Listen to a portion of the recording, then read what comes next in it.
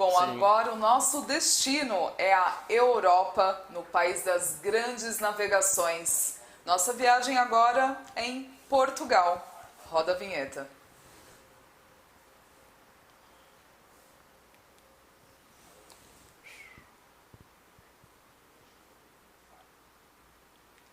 Chama agora a Eliza Baltazar, gerente de projeto editorial da Startup Portugal. Bem-vinda, Eliza, e é com você, Rodrigo. Bom, thank you very much, Eliza, for being here with us. It's a pleasure to host you and to hear from you about Startup Portugal. It's a lot has been said about Portugal over the last few years, how Portugal is moving up in terms of becoming one of the most important innovation hubs in the world. And I'm thrilled to have you here and to get to know more about it. Thank you. So I'm actually going to share a presentation. There's a few echo here. So I'm going to show you a presentation about Portugal, what's going on and why it's getting so big now. So I don't know, can you see my presentation now? Oh, sorry.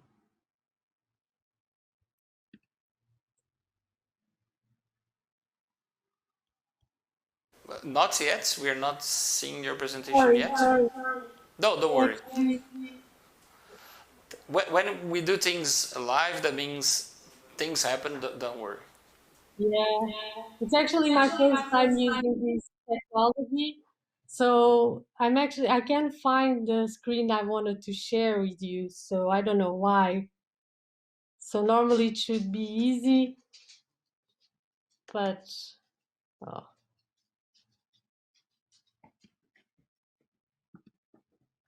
Just I guess on your screen, it's the fourth item in the menu. Yeah. yeah, okay. Thank you very much. So sorry. Oh, you're welcome. I'm actually okay. Anyway, so let's start. So I'm going to explain why Portugal is now your gateway to Europe and why it's getting so big. So as you were saying, lately Portugal has been trendy among entrepreneurs and among freelancers and digital nomads. So it has been a lot of hype around Portugal, and I wanted to explain a little bit why is that. So we say we are the triple threat country.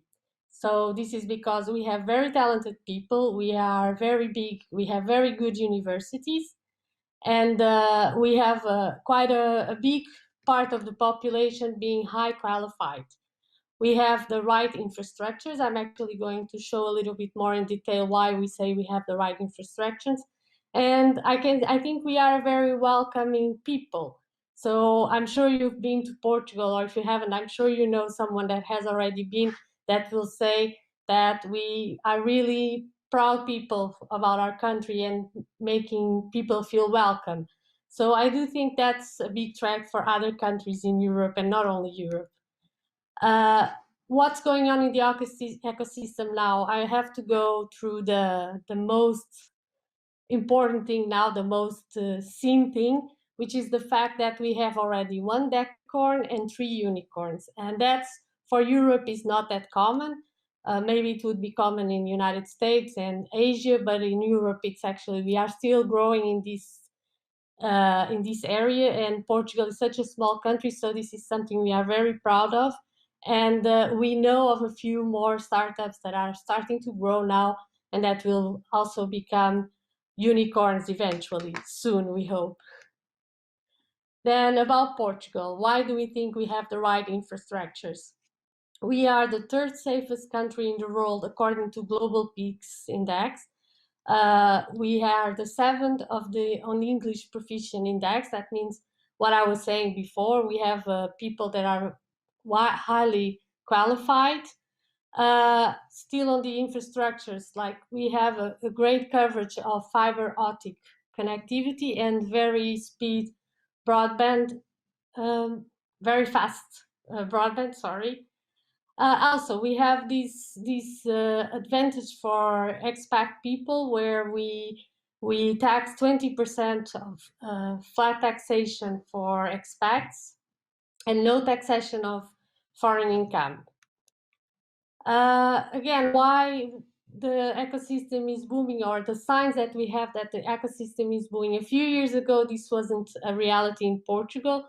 This is something that we started seeing more or less in 2010, very slowly. And in 2018, the startups already represented 1.1% of our GDP, which is very important.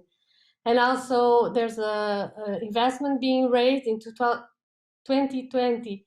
We were able to raise 436 million euros, and 75% of that investment was foreign. And we are employing a lot of people. In 2008 was 25,000 people, but we are sure that those numbers are not updated and it's growing really fast, so the numbers much be higher now. Again, we think that the ecosystem is being very attractive for entrepreneurs, freelancers, and digital nomads, also because of people. I think we are very nice people. We speak several languages. We speak Portuguese also. We have good food. I'm sure you heard already about the 1,000 different recipes we have for codfish, the bacalhau. I'm sure you know it. And also we have great weather, and it's very mild weather. It's not too hot, it's not too cold. It doesn't rain for 300 days in a year, and that makes it very, very attractive for people from other countries and even within Europe. Then about Startup Portugal, I actually didn't properly introduce myself. I'm Eliza Baltazar, so normally I'm responsible for the writing content, so that's why I'm a little bit nervous here doing the visual presentation. That's not my cup of tea, I have to say. And what is Startup Portugal? Startup Portugal is a public-private think tank. That means we are an ONG, and within our association we have public entities and also private corporates. And what we do is we are connectors. So we connect startups with entrepreneurs, with investors, with incubators, and ultimately with the government. That means that we help the government designing public initiatives that we know will accumulate the startups. We are here to listen to startups, listen to government, and try to understand what will work well for both parts to make sure this will be a good environment. We help the government implementing their national strategy for entrepreneurship. We promote Portuguese startups within Portugal, but also abroad. And we attract talent and smart money to Portugal. And to do that, we have quite a few initiatives. So one of the initiatives is Startup Voucher. This is specifically for startups already based in, no, not startups, sorry, for people already based in Portugal that want to open a startup, and they will be granted an allowance for 12 months to prepare everything they need to open their startup. So it's normally for the younger people or below 35 years old, and it's for them to be able to prepare everything, their business model, everything they need to be able then to create it. Then we also have Pitch Voucher. In this case, this is for startups already established, but that we want to train them and prepare them well to be able to make well when they meet some investors.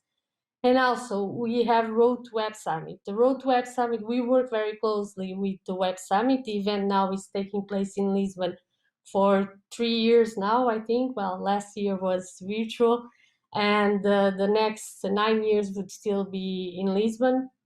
And what we do is every year we gather the few startups that are based in Portugal, and we prepare them to make sure they make the best of the event of Web Summit. It's a huge event, very important, but you need to be well prepared to take any advantage from it, and that's one of the things we make sure we do.